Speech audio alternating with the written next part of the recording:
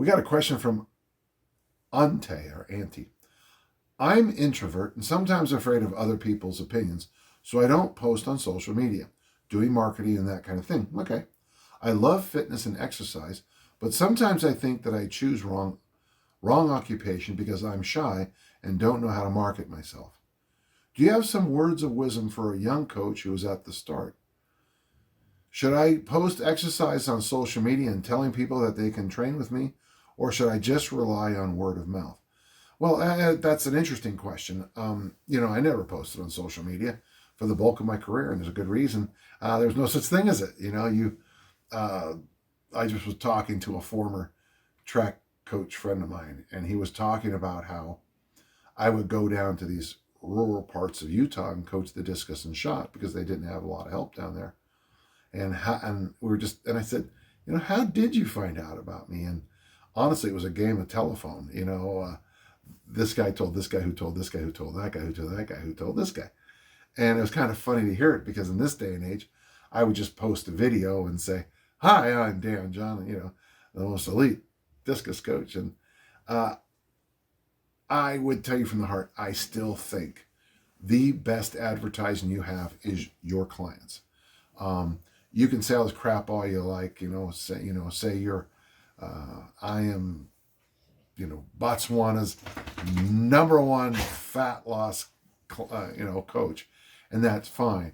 But my clients are going to be the best advertising I have. There's a phrase we sometimes use in advertising called mavens. And I'd much rather have 10 mavens, people going out there selling their success stories working with me. Of course, there might not be 10. And they'll do more. They'll bring me in more clients than, some funny thing or some interesting thing I post online. One of the things I have noticed is that if I put a lot of work into a social media post, if I really try hard to make something important and informative, I get no feedback, zero feedback from it. If I post a picture of me racing on my bicycle against my grandson, I get 200 comments. I don't know what makes social media move. I think you should have a web presence that should have your fees and how to find you and directions to your gym and, all that kind of stuff. But if you post a video and you have bad technique, you're just adding to the problem. I like your point. And I am interested that a coach who's an introvert, that by yourself might be a really interesting thing for you to start exploring.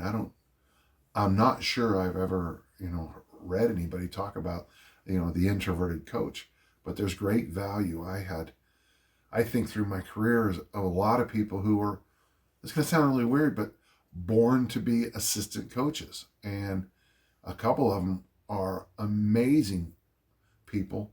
The athletes speak so highly of them generations, decades later,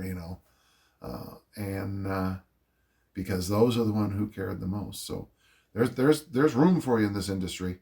But remember, it's your production is going to be the most important thing for your success, not entirely how you sell yourself. Now, there's going to be people online who are disagree with me, but I think you'll be happy if you focus on the quality of your coaching and not on being somebody you're not. Okay, thank you.